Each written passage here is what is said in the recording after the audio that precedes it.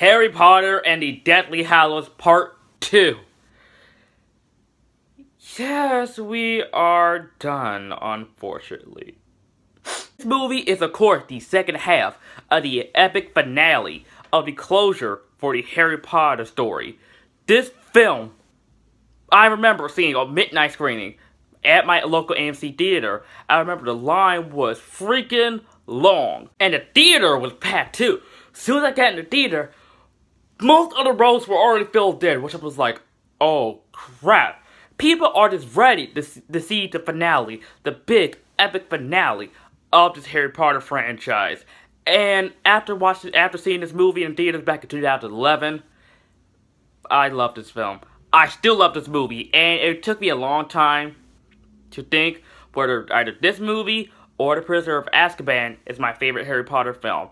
As much as I love The Prisoner of Azkaban, Deathly Hallows Part 2 is my favorite in the Harry Potter saga. This movie was emotional, it was action-packed, it was epic, great characters. Love seeing these three characters again. Harry, Hermione, and Ron. Great moments with these characters. This is the last time we're ever going to see these characters in the big screen, in the movie.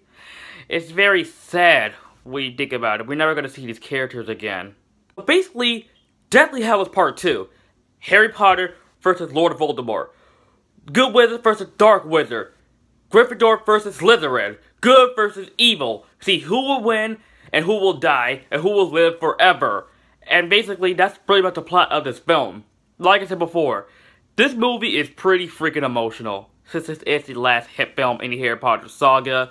Even though we got Fantastic Beasts, which that really is a prequel, though it's not really a continuation to the franchise. In a way, it is, but it's a prequel. But anyway, we'll talk about that next weekend. This movie is emotional. It really reminds me a lot of Return of the King, since that movie is pretty much the closure for the Lord of the Rings trilogy, the Middle-earth franchise. And I remember I cried a lot in this movie as soon as I saw this movie in the theaters. I cried a lot. That's how freaking emotional this movie is.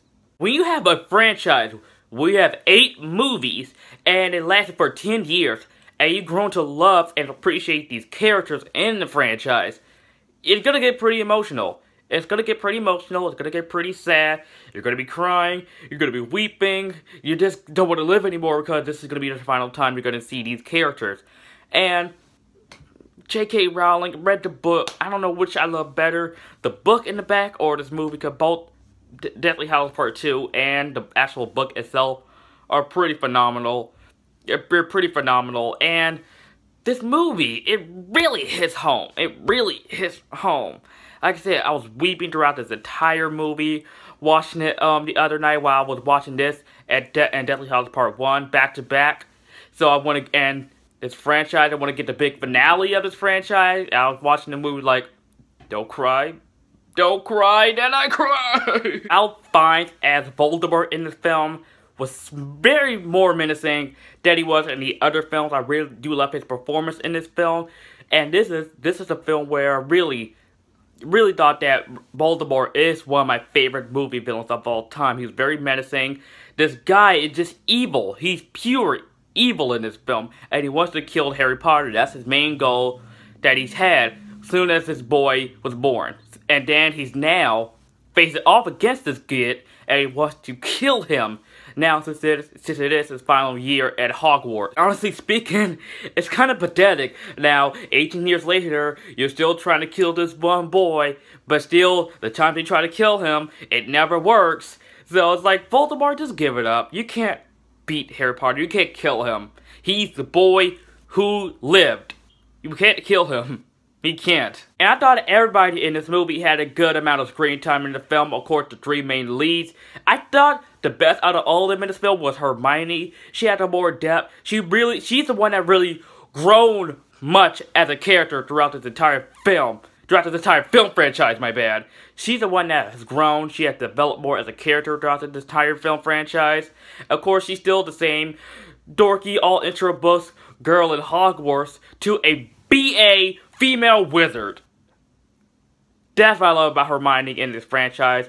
Pretty much, and Harry has grown more into a character as well. While Ron is still Ron. He's still the ginger. Yeah, that'll never change. Even Neville had a time to shine in this film.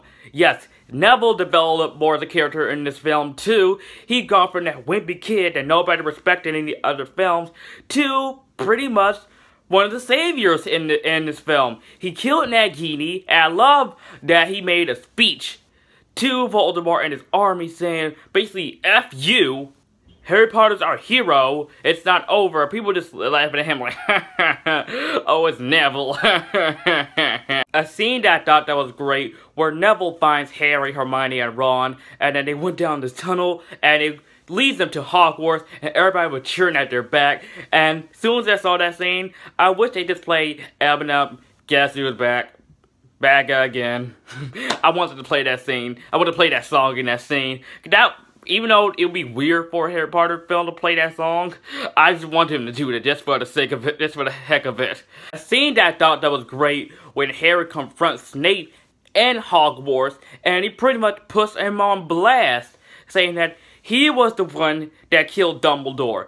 So pretty much most people know that the murder of Dumbledore was actually Snape, which I'm just like, ooh, Harry Potter did not do that. He did not put Snape on blast. A scene that I thought that was very intense, where Voldemort tells Harry to confront him in the woods, to sacrifice himself. So Voldemort basically gonna kill Harry, but if somebody gets in his way, or if somebody stops him, or if he doesn't go to him, he will kill that person. Which I'm just like, oh, crap. So, if somebody tried to stop Harry from going to Voldemort, Voldemort would kill him. So, he basically goes to confront Voldemort in the woods. And I do love this line where Voldemort says, Harry Potter, the boy who lives, comes to die.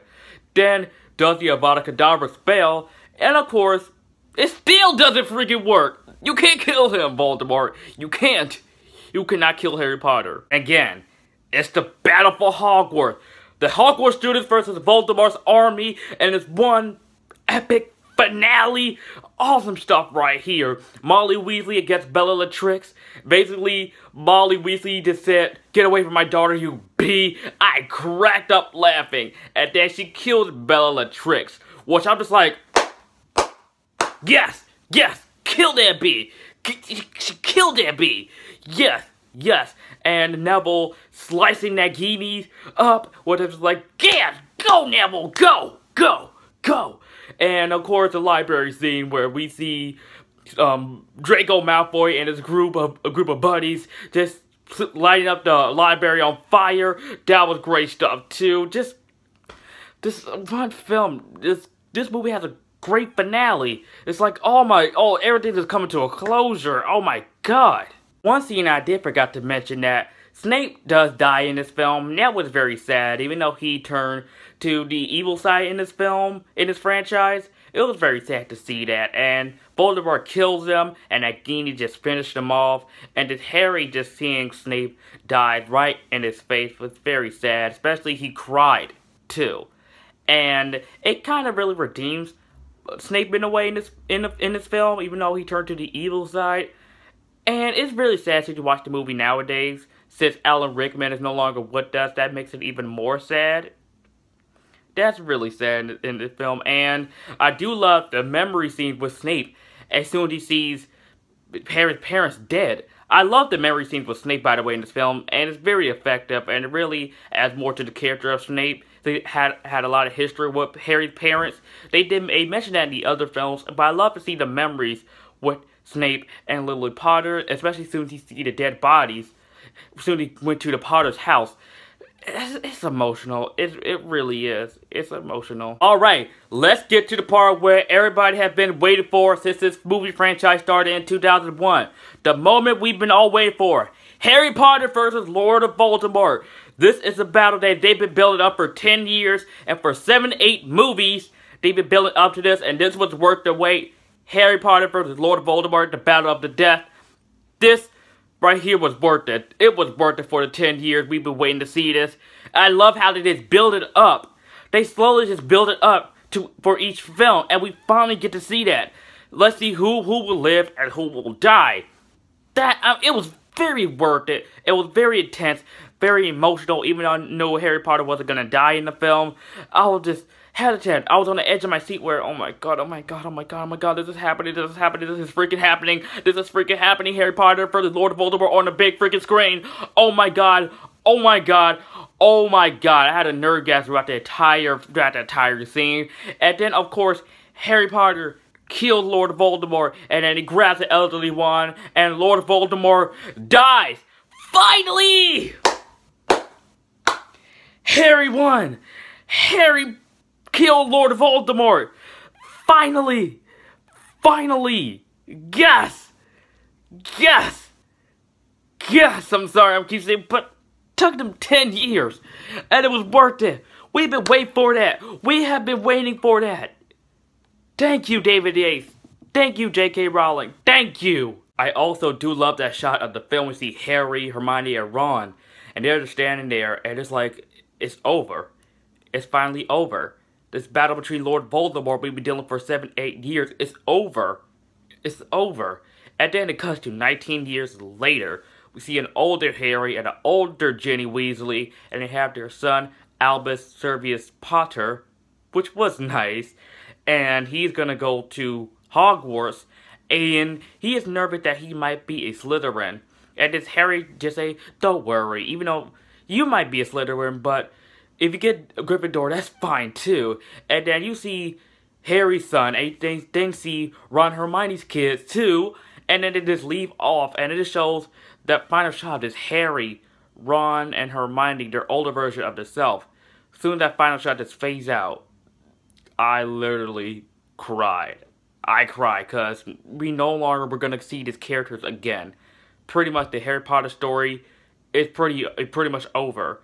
And after that, it shows how much these characters have grown throughout these 7-8 movies, where they come from kids in the first 2 films, Sorcerer's Stone and Chamber of Secrets, teenagers in Prisoner of Azkaban, Goblet of Fire, Order of the Phoenix, and Half-Blood Prince. Now they're young adults in the Deathly Hallows Parts 1 and 2.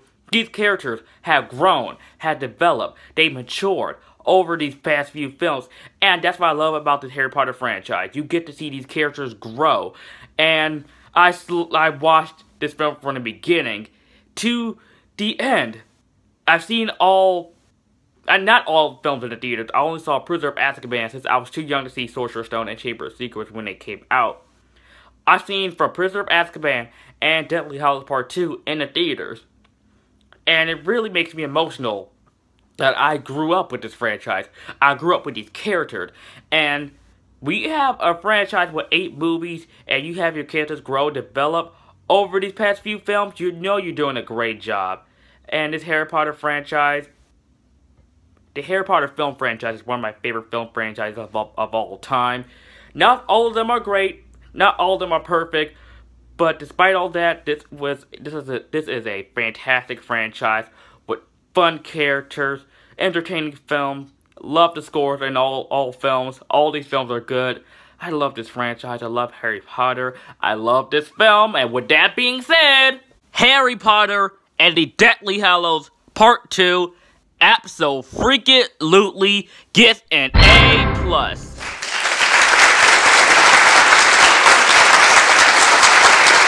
Guys, thank you so much for watching. What are we going to talk about now? What other franchise are we going to talk about now? Oh god, I ran out of ideas now. But anyways, thank you so much for watching. Stay tuned for my review of the Fantastic Beasts and where to find them. Come out next weekend. Yes! Can't wait for that. Look, guys, let me know what you guys think of the Harry Potter franchise in the comment section down below. And let me know what you like better. The books or the movies. Which one do you prefer? The books or the film? Yeah, the book's better, like the movie's better, whatever. Just leave your thoughts and tell me which one do you prefer in the comment section down below. And let me know what you guys think of Deathly Hallows Part 2 in the comment section down below. And as always, guys, if you are new to my channel and you like this video, like, comment, subscribe, and I'll see you guys next time.